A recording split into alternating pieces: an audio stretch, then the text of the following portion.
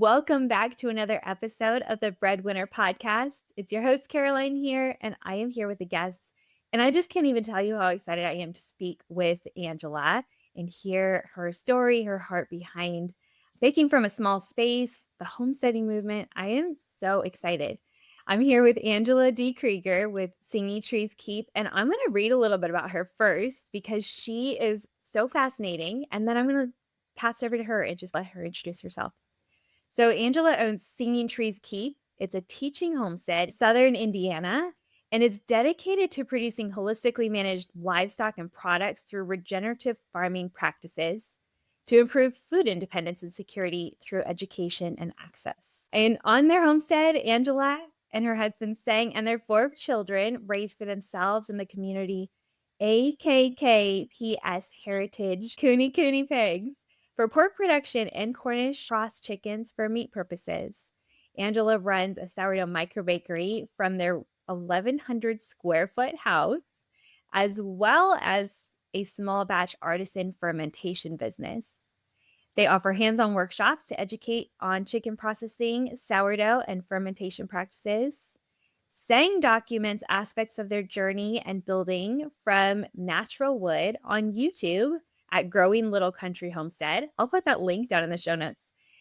And as small business owners, Angela and Sang champion and support local and independent food sources and small businesses as a keystone piece of a healthy and free nation of Americans.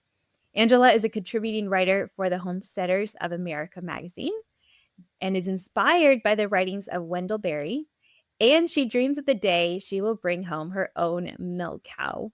I love that. I just want to soak up a conversation with you. I'm so excited. Angela, welcome. Tell me a little bit about who you are. That captured it so well, but to hear from you, introduce yourself a little bit. Well, I'm so excited to be here. Thanks for having me. That really covered like our business aspect of what we do. I'm actually an occupational therapist by degree, and I have worked full time doing occupational therapy since 2011.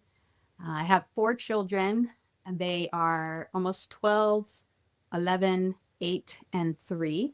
So my microbakery, I just started in the last year. So doing that with a 2-year-old has been a delightful challenge. It's been an exceptional experience. But yeah, that's us. We were from California originally, and we moved to Southern Indiana in 2013, and we got our gateway chickens. And that's really what started it all, was those first 5 chickens. And then it's slowly progressed since then. Amazing. And it sounds like it just changed everything. Yes, it really has. So many things to talk about here. What I hear from you is that your business is rooted in community and self-sufficiency with a heart for your serving your family. What inspired you to build it this way? The summer of 2023, I decided to bring my children home from school and start homeschooling them. And I was building my curriculum that summer, and I was just like looking at what did I want to teach them, what did I want to do. So I didn't purchase a whole curriculum as you can do when you're homeschooling. And I decided to start on American history. And as I read through the American history to decide what they're going to do each day, I was blown away by what I was reading. I don't know if I missed it in school or if I wasn't paying attention, or I don't know, but I read of the Revolutionary War with a new set of eyes. At this point, we cared about stewardship of the land and stewardship of animals. We had grown a lot in that way. And when I read about this period, I realized what a huge piece farmers were. And so in 1773, after the Boston Tea Party, Parliament in England actually decided to stop sending ships into the harbor at Boston.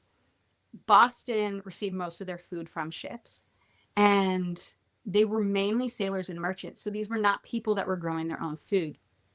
The purpose of that was Parliament was pushing them to acquiesce to what King George wanted. When the surrounding colonies and neighborhoods heard about this, they were so concerned that the farmers like got all their vegetables, and the neighboring areas put food in wagons and brought it into Boston so that the people could be fed and that they could continue to live by the ideals they were trying to and not be pushed to give them up because of starvation.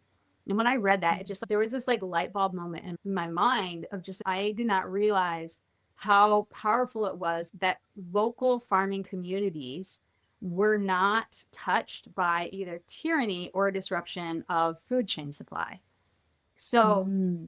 when I read that, and then I continued on and I saw how much farmers were a part of the revolutionary period, it really impacted me. And that I realized like I need to be able to do that to our own farming community here. At that point, I wasn't really selling. We had been selling chicken for a while. I had dabbled in a farmer's market before selling ferments, but it is what caused me to become very passionate about supporting local CSAs, which are community sourced agriculture. I'm very passionate about going to the farmers market and buying locally sourced products. And then having gone through COVID-19, so many people saw for the first time that our shelves were empty. And I think as Americans, that's a very shocking experience. And that also being in my mind is like when you support your local economy and your local farmers and you're buying food locally, when shelves in the grocery store are empty, whether it's because truckers go on strike or one of the many things that could happen at this point, I want to know where my food is coming from. And so I realized to have that self sufficiency, that food independence, you needed to be rooted in community. And it Mm. really made me start getting to know the people in our area that raise and sell beef, raise and sell pork, who has the vegetables.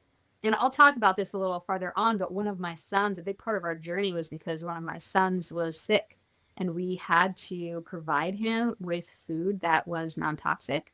So we had to be really careful to give him like no glyphosates, make sure things were organic. And I'm telling you, Caroline, I used to be a mom that gave my kids like chicken nuggets and corn dogs, and I didn't think about it. I didn't have to think about it Mm. until my son became ill, and we found out he's not able to detoxify his body well, and so all of this stuff had built up in his body. That was a key piece of it too. It was just realizing like when I started to look more into food. And when you are buying locally, the nutrient value in your food is so much more than if you buy it in a grocery store, like a big Mm. chain grocery store. It retains its value. And there are even studies about plants that grow in your area and they taking nutrients from the soil, know what people in that area need. And they see that the plants often have the nutrients that somebody would be lacking in a certain area. And so I think God just made this like beautiful way of operating that when we are close to the soil and close to the land and close to our community, it's better for our community, it's better for our bodies. It's just like this beautiful ecosystem all around. So maybe that was a little bit of a long response, but it's really American history that made me super passionate. I was like, there's nothing to me at this point more patriotic than being independent with your food and being close to your community because it is what made us Americans. If farmers hadn't stepped in, Boston would not have been able to continue what they were doing, and we would have had to cave to England. And it's important to me to be an American. I'm really excited about it. So it made me even more patriotic than I was before. I feel like we could just stop there and just dive in. I'm really passionate about Here's that topic. I So I was so excited when I saw that was the first question. Not a topic that I ever really thought that we would cover on the Breadwinner podcast, but I love it. That is incredible. I think we're seeing a really big shift in the way people are starting to notice that the food industry is broken. And we're seeing this huge shift toward people being drawn to homesteading and self sufficiency. I'm not sure that everyone has had that connection to how deeply rooted it is in American history. Why do you think we're seeing this shift toward homesteading? Yes, Sang and I went to our first homesteading conference. I think it was 2017. There are homesteading conferences all over the United States, mostly, I think, in the Midwest at this point. But we went to Homesteaders of America the second year they had it, which was it's always in Fort Royal, Virginia, and it has grown exponentially since then. And when we went, it was, I think, we had started butchering our own chickens, and Sancte, his full name is Sancte, so you'll hear me talk about him as Sang or Sancte, but he was the one that was really into it first of all. But I feel like there's a spiritual awakening happening in people's hearts that they're looking for peace and they're looking for a simpler life. I think that the mental health crisis in America and probably globally is really at a tragic high, and COVID-19 did not help with that. And there is something that I think as humans is inherently like in our very being of being connected with the soil and being connected with the earth. And I wonder if that just draw, that hunger that people are experiencing for something more is drawing people more into the homesteading movement, as well as a feeling of security. I think that COVID-19, there was a big boom after COVID-19. I think people realized for the first time, oh, maybe life is not as stable as I thought it was. And the Mhm. fact is, it isn't. But as Americans, we have been given such a privilege of living in a successful, pretty well respected country. We've never had war really on our soil the way that other countries have experienced it. And I think that it has given us just, I don't even know if I would call it confidence and nativity that we could ever experience food shortage. And with COVID Mhm. 19, I think that kind of brought the reality a little bit more home to people.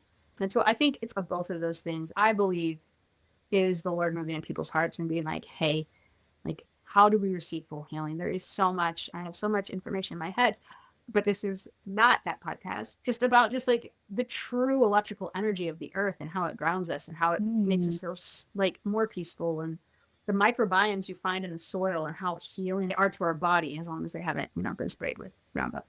So yeah, I think it's a twofold piece. Amazing. It's this general softening and opening and eyes opening and just so much more at work than we probably are even aware of. I think so. Wow. The next thing that you said you wanted to share about was talking about using small spaces. So your home is 1,100 square feet.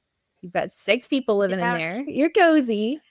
Tell me more about, you've said that we can do big things in small spaces, and I love that message. So what does that look like for you? For me, when the thought first dawned on me that I could do a microbakery, it seemed impossible. Like this space that you see behind me is my microbakery. I actually measured it for this episode to see, and it's 80 square feet. It was my dining room. That's where my dining room table was. And then I have a galley kitchen that's just like right there. It's a very small kitchen. I do not have a lot of counter space. There's 3 bedrooms and 2 baths. So even that gives you an idea on 1,100 square feet. Like I basically have my living room, my dining room, and a kitchen. This is the space. I want to empower people to do a kind of outlandish, outrageous things because I think it is Mm. possible if we have the right mindset. And so I actually, so it was, I think, December of 2023. I sent a text to my sister and then someone who's become my business mentor. And I sent them a picture of my kitchen standing from the door. And it's like a kitchen, I had a piano, and I was like, I'm thinking about starting a microbakery. Is that crazy? And I'm very grateful and thankful because both of these people were like, go for it. You can do it. And there's a lot of fear in that, especially when you're dealing with a small space of what am I going to sacrifice? How is this going to look? So I think you can do big things in small spaces. You have to have flexibility. You have to be able to change your normative value, like your normative, I guess I would say, yeah, value system of how we expect family life to look. Mm. And then also, I have a vision of the future. So I know, like, my ideas, I'm not going to do this forever because I guess I think having big dreams in small spaces is a sacrifice. But if you are like willing to go for it, I absolutely think it can work out. So, for example, is it okay if I go into my for example? Of course, Okay. please do. So, this wall that you see here, if you're on YouTube, you can see the picture. If you're not, I'll explain it. I have what is it called? How do you measure refrigerators? 22. Oh, cubic feet. Is that how you do it? Yeah. I have a 22 cubic foot refrigerator. So that's a pretty big refrigerator. And then I have a table right next to it. That's my dough table. And there is one shelf underneath. And then I have my 30-quart Estella mixer. That is like the length of my bakery. What I have done is I do a lot of stacking. So I have bins. My dough bins are over here, but my first top dough bin is where I keep like my linen gloves, like all of my cheesecloth for putting my dough in, like any little essentials. I've utilized like the side of my refrigerator. You can actually get like organization magnets that are little boxes. And I have all of my dough supplies in there. So I keep it separate from my kitchen supplies because that would be insanity. I have these shelves. I have 2 shelves up at top, which before, when I'm looking at my dining room, I am not good at picturing a future like that. I'm not good at interior design, really organizing. It really helped me to reach out to somebody that was better Mm. at that than me, like a friend that I knew loved moving around furniture and painting. And I had her come over and be like, what can I do? And so I also encourage you, if you don't have the skill, try and think of someone that does have the skill and ask for help, because I literally have cold called restaurant owners asking for ideas and help, and they have always been very gracious and willing to help me. So you're watching like Instagram influencers and what do they do and how are they doing it and how I can make this fit my space. And I forget where I saw it, but I found like folding shelves. And so they're like sturdy shelves. It's actually, the brand is Origami, that folds up very thin. I slide it on the side of my refrigerator. So it takes up like 2 to 3 inches. And every day I take it out and open it, and I'm putting it in my hallway. I have to move it. So that's what I mean. It is inconvenient, but you can do it. And I move it and my kids will walk by and go do something. And then I move it back. Over here, I have 3 bins. These are actual dog food bins they're a lot less expensive than flour bins. And I keep a whole bag of flour in them because they're not food grade, but they're on wheels. And so I can't open my refrigerator right now, but I can easily slide them to the side. So I move them to the side when I need to get in my refrigerator. And when I'm not in my refrigerator, I close them and they're in front of my refrigerator. So I guess I think if you are watching Instagram and you are trying to recreate what you see there, or your heart is desiring something that you do not have, you're not going to be content. You're going to struggle with comparison and, oh, I could do it if only I had the counter space they had. And I guess I'm just here to tell you, like, no, like you can do it. You can do it.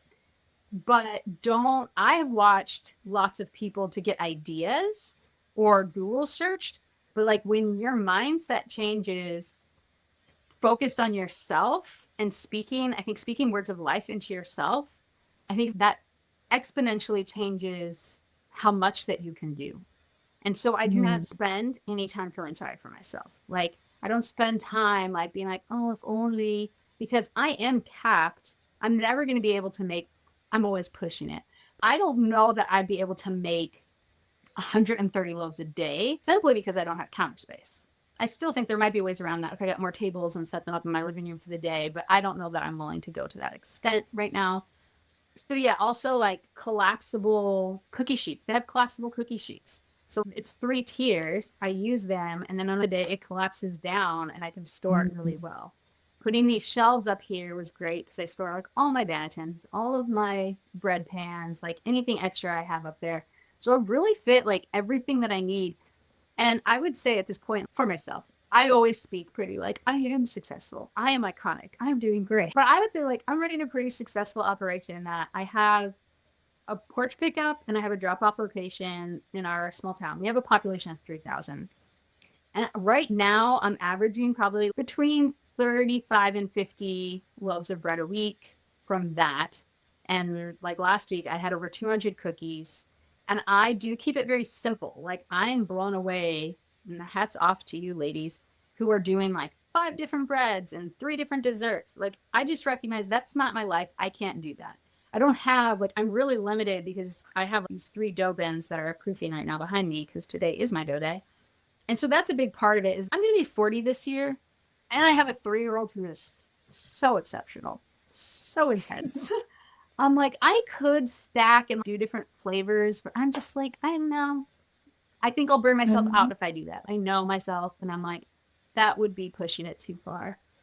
I don't know. Is this going too much into too much detail? No, I love a deep dive. So good. I'm trying to think what else I do. I have, lots of stacking, packing, rearranging, and moving.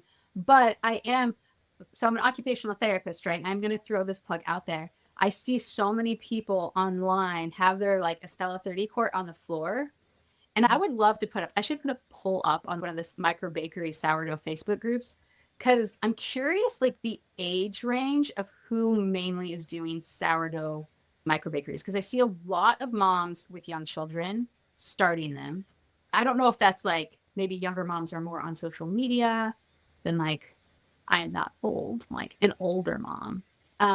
Because what I wonder is, I'm just saying, if you put your Estella on the floor, like the wear and tear that's going to put on your back, I'm surprised that people do that. Yours isn't on the floor, is it? I'm not insulting you. No, I started on the floor and quickly elevated it. I was like, that's so hard. I cannot know. I love having mine right next to the table so I could just like dough. So yeah, I don't know. Do you have any questions about any of that? I A couple.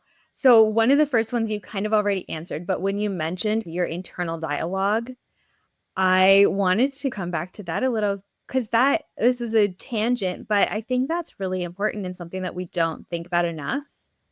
The power of your internal dialogue and what you're telling yourself in your So head. powerful. So you said you're iconic, you're successful, you're doing great. What are some other messages that you tell yourself that just help you feel more capable? I tell myself I can do hard things. And Mm, I tell that to my kids a lot too. Like, we can do hard mhm, things. Like, this is hard now, but I'm going to get through it and this day is going to end. Especially like on one of those dough days mhm, where you like have messed up and had just thrown out, which happened to me more at the beginning, 20 loaves of mhm, bread. I definitely have had days. This was my first year as a micro baker. And I've had like 20 hour days that I'm in tears at the end of the day. So I'm not saying it's always easy, but I've always been like, you can do hard things. You're going to mhm, sleep well and you're going to feel better tomorrow. What else do I say to myself? Even when I mess up, but I learned this recently this year. I actually took a mindset course by a woman named Leah Darrow, which I just loved her mindset course. And I found her when she was going through just really difficult circumstances. And I was like, wow, if this woman can still be, her line is, everything's always working out for us. Everything's always mm, working out for us, which is actually from Romans. And I was like, if she can say that in tears, going through like her child was in the NICU, I was like, she's someone I will learn from. And mm. and so I say that everything's always working out for us. Even the mistakes that we make can be working out for our good. I'm always learning from my failures, and I never look at it as, I guess I never call it a failure to myself. I call it Mhm, an opportunity for growth. mhm, Um, a situation that needs further consideration. Like, always trying to use words that are telling my body chemicals that my body is creating, like, everything's going to be okay. You're fine. Because when we start to key up and start telling ourselves negative things, our body actually creates chemicals. Your cortisol increases, your stress increases, you are not able to sleep as well. And so, yeah, I've really grabbed onto that. My background, my bachelor's was in mental health and human services, and I was always really fascinated by neuropsychology and just the power that we have to change our literal physical makeup through mhm, treating ourselves well. And if you struggle with saying negative things to yourself, I think a good trick that helps is like, think of somebody that you love, and if they came to you with that same problem, would you speak to them the way you're speaking? Love that. That is so good. I think about that a lot because I grew up without having that modeled for me, but I think about that a lot for my own kids and my daughter especially. I don't want her to grow up with the same internal voice that I've had to rewire. And Yep. so for me, it's a lot of that affirmative talk. And just the other day, I was sharing, I'm making big moves in my own bakery right now, and it's hard. And I am getting way out of my comfort zone. And I was telling my kids, like, this is really hard. I feel really overwhelmed. And my daughter in the back seat pipes up, but mommy, I know you're capable and you can do hard things. I love that. I know. It Those just are okay. successful in what you're trying to do of like breaking that generational self-talk into something new. I I know, would. and that's the voice that's gonna be in her head. I'm gonna Beautiful. cry right now. But there is so much power in that. And if we're modeling that for the generation we're raising too, just completely rewiring. So I think about that too. Like when I have a thought in my head that's really harsh, I'm like, I would not say that to my daughter or my son. That's perfect. Yeah. Why would I say that to myself? That's not the voice that I want in their head. Well, and I think taking the time to focus on your mindset and like reading a book or taking a course, like I actually put that under my business extensives this year as like Mm, continuing education. And it seemed a little crazy. Sometimes it can seem crazy to spend, I don't know. I think actually this had monthly, weekly, bi-weekly coaching also. So, it was an investment. But what I think is if you invest that money in your mindset and yourself, I feel like your business is going to do so much better mhm, because you are going to be more fulfilled. You are going to be more rested and at peace. You are going to be speaking words of life into your business, into your family, into your children, and the people around you. And that impacts the world. It's a ripple effect. And it can only, in my mind, like it can only really also impact revenue. So go out there, ladies, buy a course for yourself. You are worthy of the investment. Absolutely. I have grown in ways that I never dreamed. Well, I only dreamed of only after investing a hefty amount of money in coaching.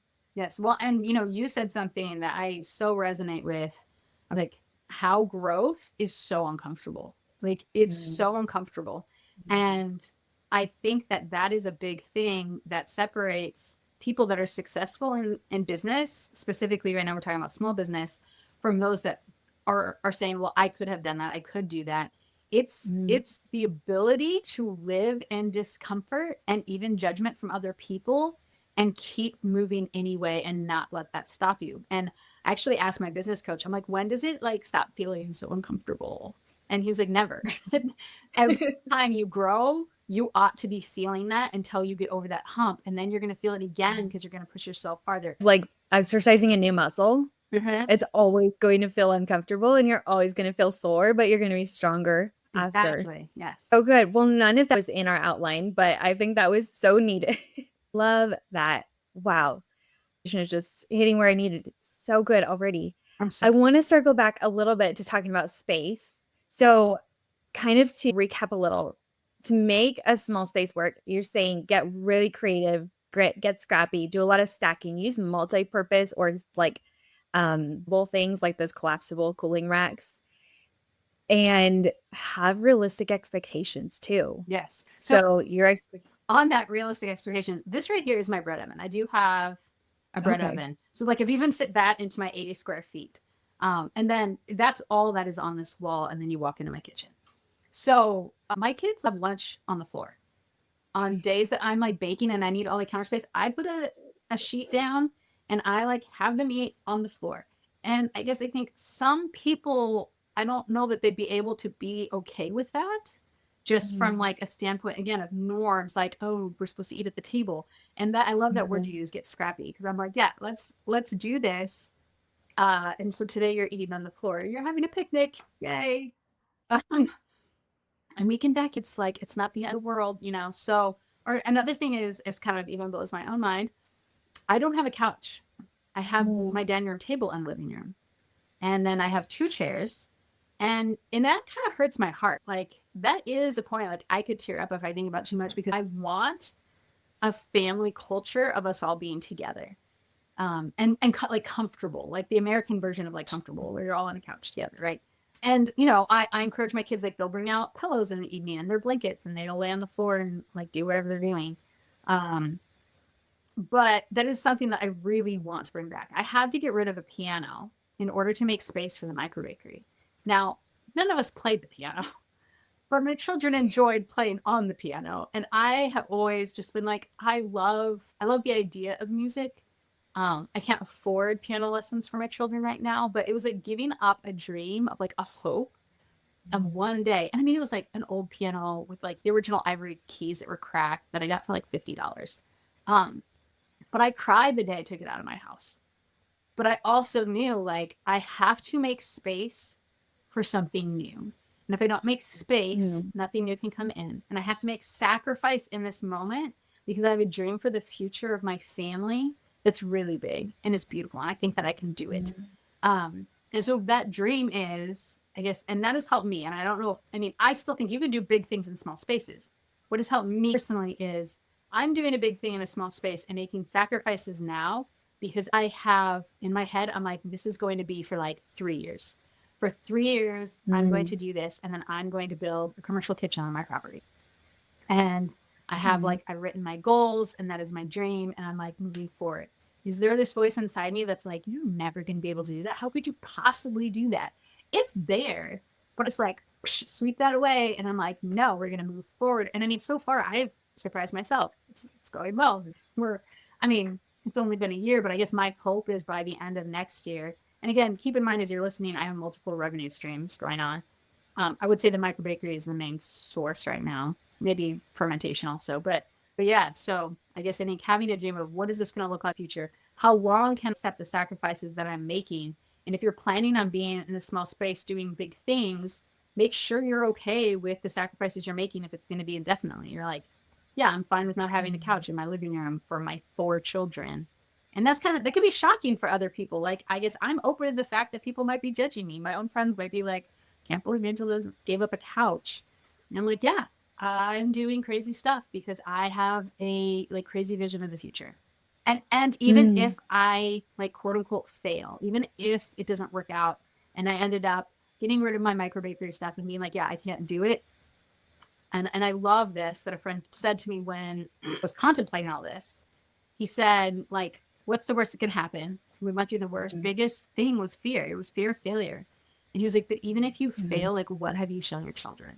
You've shown your children to try mm, new things, to work hard. And they can only be proud of like you showing mm, like work ethic and a business. And if you even talk about the failure with them, again, in quotation marks failure, because I don't like calling things failures, but mhm. if you talk about the situation that needs further reconsideration, that too can be an area of growth. So that really helped me just be like, yeah, I'm going to go for it. Amazing. I think one of the things you said about having a timeline is really crucial too. So if you're sacrificing something, stepping out of discomfort, I think it is important to have a timeline and not just indefinitely give up the couch, but to say in 3 years, we're going to be in a commercial space and this home is going to be the cozy place where we gather in the way that you've envisioned. But I think a sacrifice with no specific goal or timeline is probably more likely to lead to Yeah. burnout and less likely for you to follow Yes, total through. right. That's so good. I gave up our piano too. We had a 100-year-old piano and it would never hold a tune. It was too Yeah. old. And it was on this wall, if you're on YouTube, right behind me. And we had to let it go. And when I move out of this space and outgrow it, the piano, a new piano that my kids can play, will go here, and I will be able to pay for those Yes, lessons. that is like But hope and dream of like, it doesn't seem like it should be Mhm. that much to get trial piano lessons, but it does add up. Yes, yeah. The, The piano and the dance lessons and all the well, things. and then we Um, envision that together. I don't know how old your children are, but I mean, like we talk about that. I bring them into the business. I'm like talking to them, like, thanks so much for doing this. I couldn't be running this business without you. Like, what couch should we get? Like, this is what it's going to look like one day. And they're great. I mean, they don't complain about life, but I guess I want to be always speaking out loud those truths in them, too, of just like envisioning. So when they grow up, they're adults that know how to envision. I mean, what a great thing mm, when I can pull it off. I'm not even going to say if, when I can pull it off, for them to be part of yeah. that like dream for 3 years or however, and then see the fruition of it I hope is going to be a powerful lesson. So powerful. And they'll grow up knowing that they can do hard things and there are no limits. And even if the dream changes, they're still going to grow up being dreamers and action Right. How old are your takers. children? They're 7 and 8. Okay. Yeah. I love that age. So I love all the ages right now besides three. Three's not my favorite. Or two. Or three. 3 is hard. 3 is learning a lot. I remember it well. So, let's go back a little bit Yeah. to you said you have multiple revenue streams. And I think this is another really important factor in growing a business that is burnout proof is having your money come from more than one source. So you have your bakery, you have your fermentation, livestock workshop. It sounds like you started kind of with the chickens, just sort of naturally.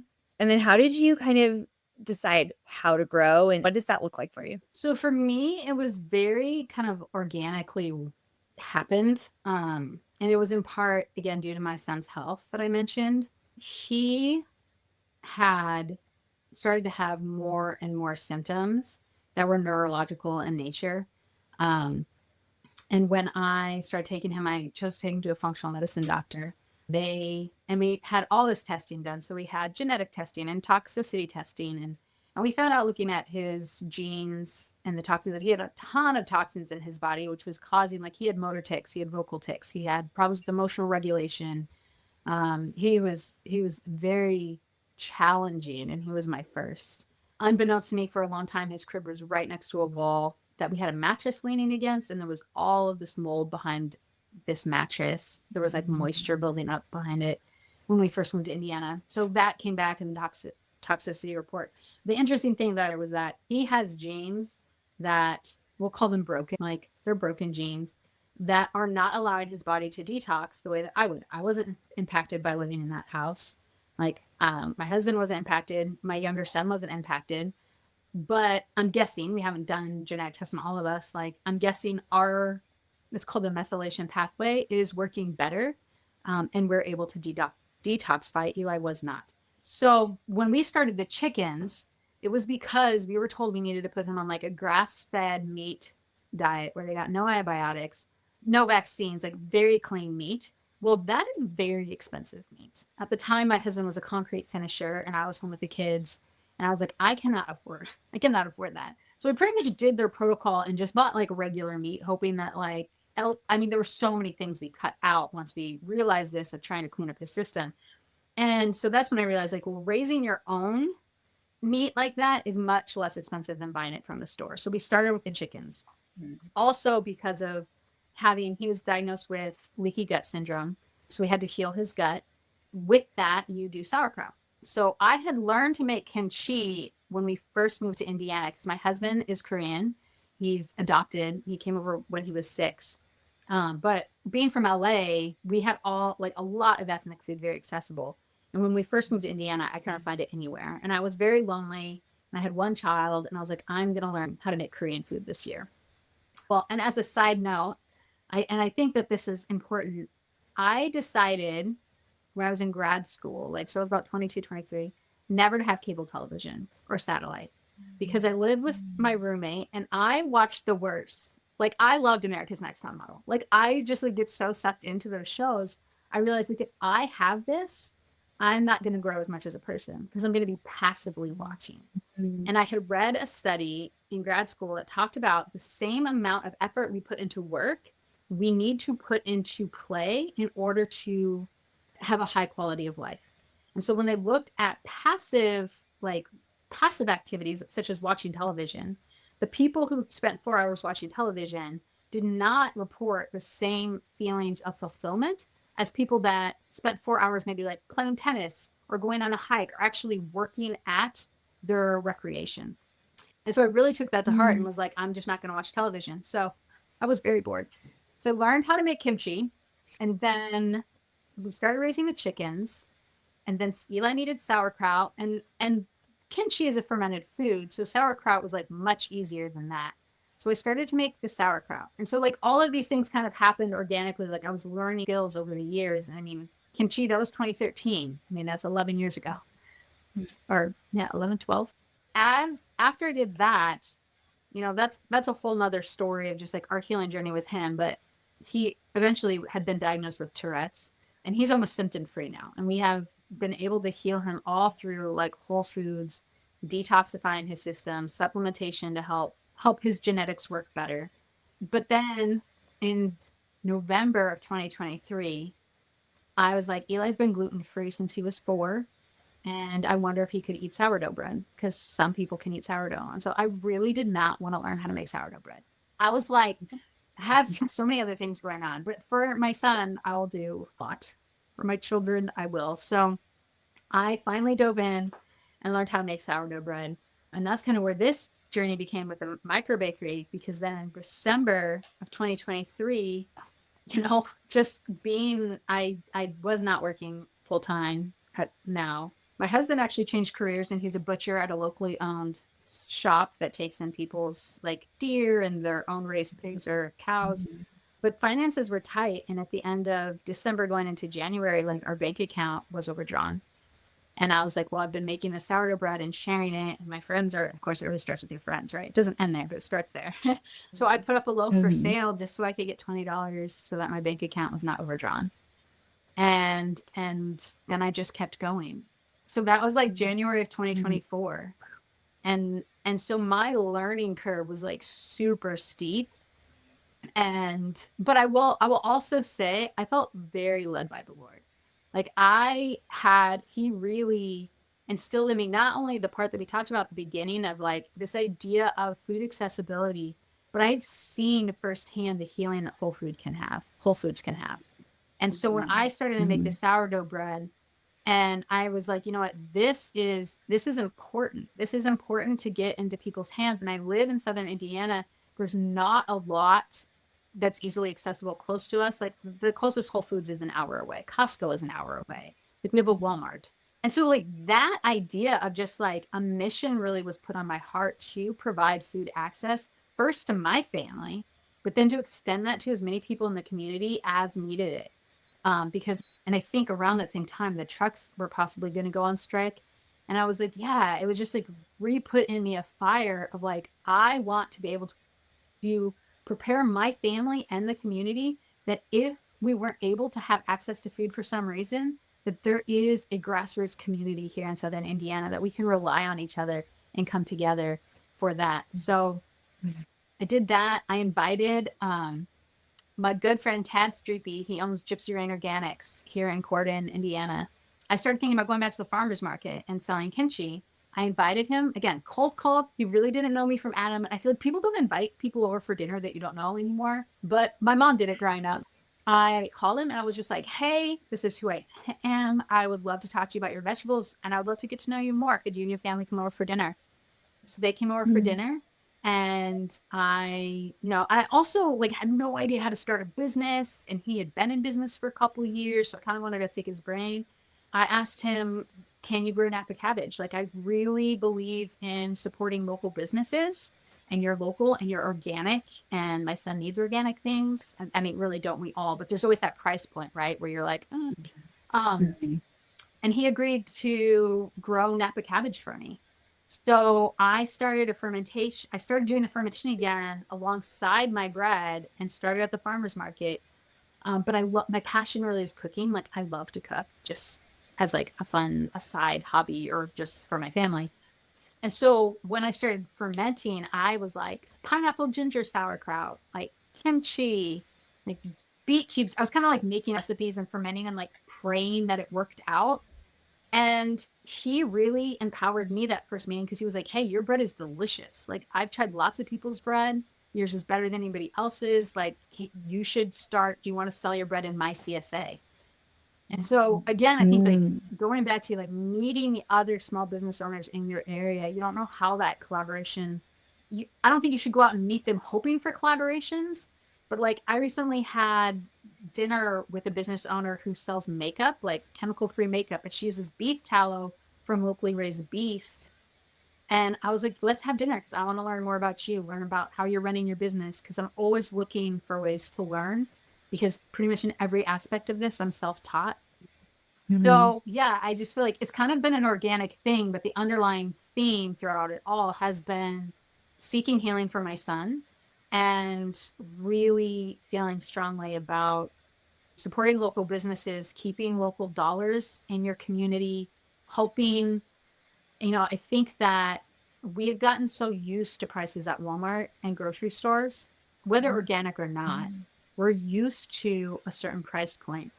And I used to be someone that would go to a farmer's market and kind of be like, oh my gosh, these people are so snobby. Like they think their stuff is worth so much money. And I've really been humbled since then because what I realize is we are not used to paying people a living wage. Like Americans are not used to Mhm. that. We're paying to ship in most of our produce from third world countries. Or, I grew up in Central California, which is all farming territory. Like I saw the farm laborers out in the fields. Most of them are illegal immigrants and they were not being paid a living wage. Like we were benefiting from Mhm. buying all of the vegetables and we're paying whatever Walmart wants us to pay, but that's not rippling down to them. And so I think that's an important conversation to have when we talk about supporting like local microbakers or local vegetable growers is that their food is not overpriced. It is the price of what it should be when you are helping to support a local family and give them a living wage. And also eating vegetables that per pound, the nutrient value is so much more than what you're buying in a grocery store. I love this vision and this shift that we're seeing toward just keeping dollars local. I think there's always that core group in the community who believes in that, but I think it's beginning to spread more and more in more of our communities, and more people are taking ownership and realizing how important it is to keep our money local and support these local businesses. And more people, I think, are realizing that that quality products and supporting local businesses means that you're going to be paying more. I do want to kind of along the same vein, you have those multiple revenue streams, and they're all kind of connected and really synergistic and just kind of make sense together. As you sort of have built your business and decided what to add, and it sort of happened organically.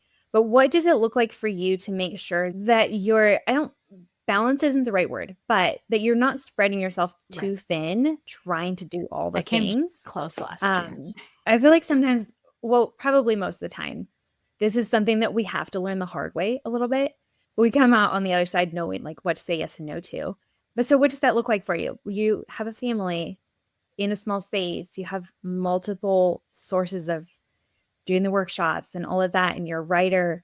How do you make it not feel like you just have one more thing to manage Yeah. all the time? I think it's really important for everyone listening to take stock of what I'm going to say the Lord is calling you to do. Full of different things. And I guess and I try to say this with humility because I think that I have a capacity to be able to spread myself in a lot of different directions. Not everybody has that capacity. Not everybody is called to do that. And so Mm-hmm. having increased revenue or these different like multiple revenue streams for some people, like having a micro bakery and children is hard. Like that's a lot. That's enough. And I have seen, I sometimes look at other people's hot plates to get idea from what they're doing. I think there's a lot of room just within the micro bakery to have multiple revenue streams of like doing like the dips with your bread, or like maybe you're crafty and you want to do like a beeswax bag and you start selling that with your bread. Like I think there's a lot you could just do that within a micro bakery. I am not crafty, so I will never be making. I never say never. I never even thought that I would be eating organic food because I thought it was a scam at one point. So here we are. Never Right. say never. So I think that for me, it is something that I struggled with a lot last year, and it was a mental load because I was learning so much about the bread itself and my product before I started selling. But then you're like bulking up and I'm learning about business. There's so many decisions to make, as you know, like any microbakery or like labeling and where should I buy my bags and where's the best price and web restaurant and like all of these decisions. So I'm really hoping this year will be a little easier in that regard. But I guess I think you do have to let some things go. So I had Mhm. created this beautiful curriculum for my children, right? Like before a microbakery dawned on me. Um, and the first semester was just like so beautiful. And then I really felt strongly. I was washing dishes and I would say I felt the Lord speak to my heart. I just suddenly had words in my heart, in my head that I did not have there before. And the words were prepare for the rainfall. And I immediately had a knowledge Mhm. that like the Lord was saying, I'm going to bless your homestead in the next year, but it is not to your financial benefit. Like it is to Mhm. build more of a foundation. And it was so instantaneous, this knowledge, that I took that very seriously. And I was like, well, I better like learn how to be a good steward of whatever this rainfall is going to be, because I don't know how to like keep books. I don't know anything about business. And the past when we sold chickens, like I honestly don't even know what kind of a profit I made, like total mess. So Mhm. in terms of the being spread too thin, I guess I'm like, I was not able to complete that curriculum. I'm totally at peace with that because I'm a little disappointed on a personal note because it was beautiful curriculum. But I guess I felt so vision centered and mission oriented that I was like, the Lord's got this. Like I can be at peace knowing that if like I've been put on this mission for right now, my kids are young, there's plenty of catching up to do. So I would say like our homeschool year ended up looking very different. They are doing life schooling, they are learning about entrepreneurship and they're learning about business and they're learning about making bread. And I mean, they help us so much just even on the homestead. And I was homeschooled until I went to college. So, like, I know confidently that the most important thing for my kids was to keep their curiosity alive and not to have them burn out and look at learning as a discouraging thing. I wanted to Mm. encourage reading. And so I have had to come, I think they're in order to not burn out and not spread yourself just too thin, I can't do it all. But I also have Yeah. to be at peace Mhm. with what I'm choosing I can't do all of. And so I still have people over to my home because I believe in what I call scrappy hospitality. Like people just want to gather. But I am never going to have a Joanna Gaines home. Like I have a label maker right now and like pencils and pens, and they're all stacked up over here. And there's like a bunch of books over there and a coffee cup. Like if you came into my house, I don't have perfectly clean coffee tables because I can't do it all. And would I love that? Yes. Is it possible? I guess if I was going to extend myself in those areas, I would burn out. I wouldn't be able to do it. So, to be the best version of myself for my children and my husband, I have to give myself grace. Also, telling myself this is going to be like a year or two, maybe three of intensity as I business build, and I anticipate it getting easier. So again, it's kind of back to that same thing of like I have a goal in mind. This is not forever, and can we live with what this is right now? I have taken on a bakery assistant, which is huge. So that gives me so another piece of that I think is scheduling and organizing. So I have Mondays are my fermentation days, which is about to start up because vegetables are going to start coming up soon. Where we cut all the vegetables, and I mean it could be an 8-hour day depending. I make sometimes like 75 pounds of kimchi at a time. Like we're talking big batches. So on like I have stuck to a schedule for that, and I have to be faithful to it. If you see this board back here, this was during my farmers market season. I literally have written down like Sunday night, like start your Levons because I had so much in my head. I was dropping the ball on things. But when I wrote my entire schedule down, every little thing I needed to do, like take the butter out to soften, that helped a lot. So getting things out of your head onto a piece of paper, organizing your time that like I put in my calendar on Google, like, and I still need it even after a year of like on, so yesterday was Monday. Yeah. So Monday, I'll put like 4 p.m. an alarm goes off, start your Levons so that they'll be ready by 4 a.m. the next morning. If I didn't have the alarm, I still forget. It's like insane to me how much I forget if I don't have it in my phone or write it down because it's so important to my business. I will drop the ball. Like, absolutely. So I think those are really big things of like giving yourself grace, knowing like what are you willing to live with and what are you willing to let go, because I am not going to be the perfect homemaker while I'm business building, unfortunately. And like I love cooking. I do not make extravagant dinners this year. Like some dinners literally are like ground beef that is seasoned and rice. And we're like, yay, food. I Mhm. made 50 loaves of bread. What do you want from me? So, and then also seasonal, like the chickens are seasonal. My husband is very on board with homesteading. And I think that if you're going to homestead and have a microbakery, there has to be a mutual partnership that I'm very blessed to have. And my boys help a lot with like the outside animals. So like I am not feeding pigs. I am not moving chicken tractors. I am not feeding chickens. I do not gather the eggs. I am really running the microbakery, the fermentation, and the logistically I'm taking care of like contacting customers for the chickens, letting them know when to pick up, planning the butcher date, like all of that calendar work and contacting people and social media and promoting is all me. And then the workshops, I mean, I just want to throw out there, man, these workshops have blown my mind. I love workshops so much. Like I love teaching them.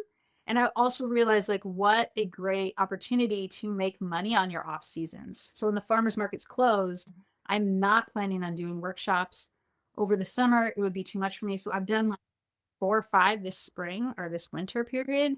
Um, in the summer, I'll probably do a fermentation one, but that's a great way to like spend a little bit of your time once you know what you're doing and getting paid and bringing in more revenue. If you get to a point of feeling comfortable with workshops, that's a really great addition. Definitely. Do you rent space to teach your workshops, or do you have like a local area? Because you probably don't have space in your home to teach Yeah, them. I would love that one day. That's definitely a goal. Right now, again, through being well, and I think this is important. I have worked in mindset of trying to never feel like someone is competition, of always hoping for and being excited for the success of somebody else, even if they do something similarly or the same as me. Now, that is not always reciprocated, but I'm giving that, like I said, I'm giving that energy, I'm giving that grace out there with any business owner that I meet, whether they're in retail or they own a restaurant. Like, I'm sincerely so happy for their success, and I try to be actively interested in what they're doing. So through that, just like at the farmers market, going to local businesses, being like dropping off bread. I drop off bread downtown to like the jewelry shop. I'm never going to collaborate with them, but I want them to know who I am. I'm purposefully inserting myself in our small community as a familiar face. So through that, I had a friend that knew a business owner, and she went up to her and she was like, she owns, I love this store. It's like all local artists. She sells things that are locally made. So blankets, like Christmas ornaments, whatever it is. And they were like, hey, have you ever thought about being a bread pickup location for Angela? And she was like, well, if she comes talk to me, I'd be open to it. So I talked to her. She allows me to be the pickup location, and she doesn't take anything for that because she's considering it more people are coming into her store. So it's kind of a mutual positive thing. In that space, she does art stuff. So she's got tables and like paints and things. So I do workshops there, and she asks for 10% of my revenue, which is really not that Okay. bad considering some of the other places I looked in that wanted like $150 an hour. I was like, no, no, no, thank you. Yeah. So just generosity and connecting with local people, not with, like you said before, not necessarily always with an intention of trying to orchestrate a collaboration, but just, hey, we have a mutual goal of connecting in the community and serving Right. our local people. Well, and small business owners, I think, and this is what my heart has gravitated to, the fact that I appreciate them so much. Like I want them to succeed Mhm. because it accomplishes all of my other goals that I'm thinking about of like keeping local dollars local, supporting local families. And when you start supporting them, it's just like friendship. I guess I think when you support somebody else, they, if they're a good friend, like reciprocate. And so like, for example, I went and I dropped off bread at an antique store and was sharing that I'm doing these workshops. She shared, because for some reason, I'm most active on Facebook, is where I have like the most followers and most engagement. She shared about that, and I got like 60 more followers that day because I didn't know, but she had Wow. 10,000 followers on her Facebook page. And so, yeah, I think just going out there and being a light, and I think people are so hungry for positive interaction that there's really no ulterior motive, but it does help you in the long run.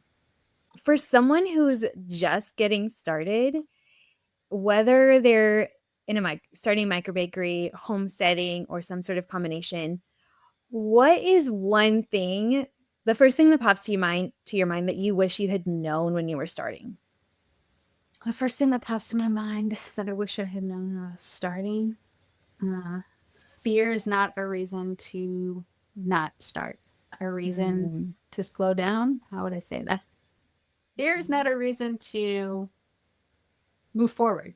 Fear is not a reason to not move forward. I think that you can spend a lot of time studying, reading, watching videos, gathering information, and you feel busy, like you're planning, but the planning is not doing.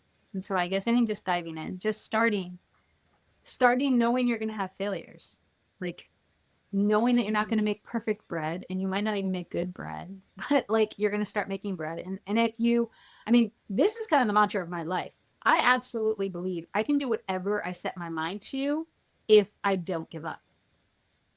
Like I just Mhm. keep working, and it's hard, but I just don't give up. And eventually it becomes something great. And I think, I don't know, Mm. I don't know if you want to include this or not, but I had one of my first jobs was at an outdoor nursery, and he shipped plants all over the United States. And there were these cardboard boxes. So I'm like 15, 16. There are these cardboard boxes that are flat, and they're like way taller than me. And you had to put them together. You had to like tape them together and make sure they were secure to be shipped. And I remember like how hard it was. It was so hard. Like this unwieldy box, and it's like huge. And you've got like the tape dispenser. Do we all hate tape dispensers? And it was a No. struggle. But I was working there full time over the summer. By the end of the summer, like I was whipping those out, like boom, boom, boom, boom. And it really, just that experience, I feel like shaped a lot of my life moving forward because I was like, something that felt impossible but I couldn't give up because I was working and the owner was very patient and kind. I became an expert at because they just kept doing it over and Mm, over and over again. You cannot help but get better at something if you keep working at it. mm. That's so powerful. I I think I want to encourage listeners to think back on a time, like you just said, you were 15. So time has passed, but that has stuck with you. But think of it on a time that you pushed through. My son was just learning to ride his bike recently, and he's the type of person who is a perfectionist, and he doesn't like to stick through to push through hard things. He'd rather just go and kind of stick with what's really easy and what comes natural. He's kind of a high achiever, and it's kind of a high achiever trait. But I was like, I'm not letting you quit, and I'm not letting you go inside when you're frustrated and ready to give up. So we're going to push through this.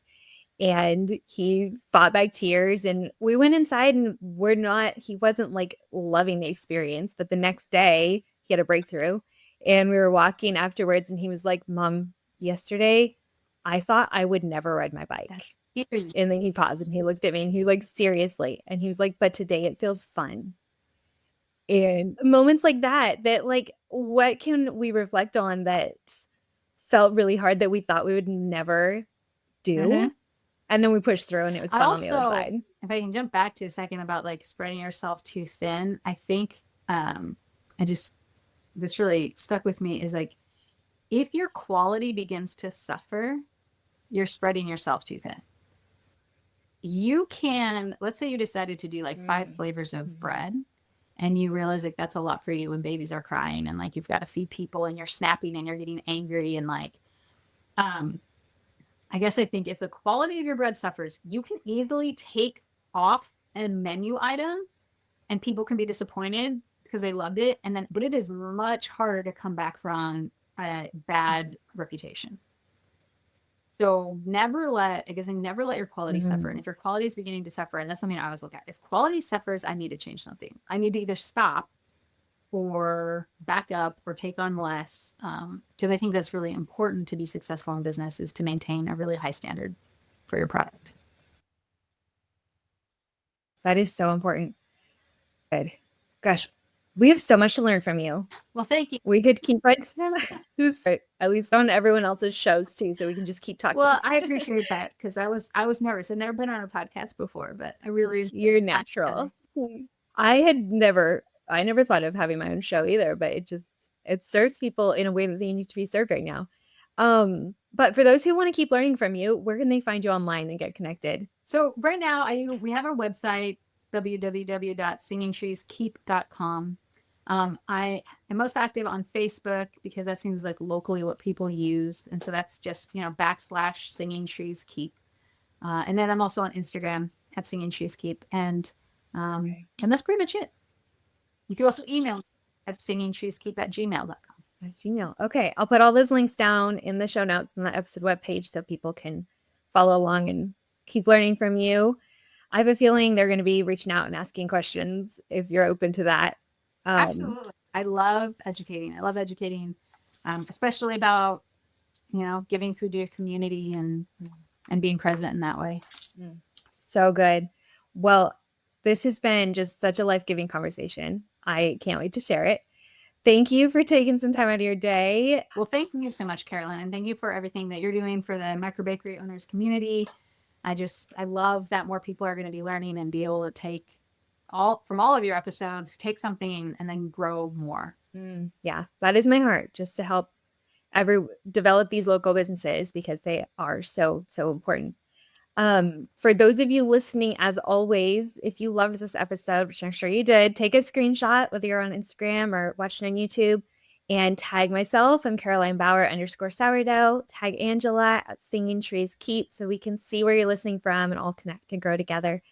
As always, if you haven't followed the show, make sure you do that so you don't miss an episode because they drop every Monday and Thursday. And I will be back soon with another episode. But until then, happy baking.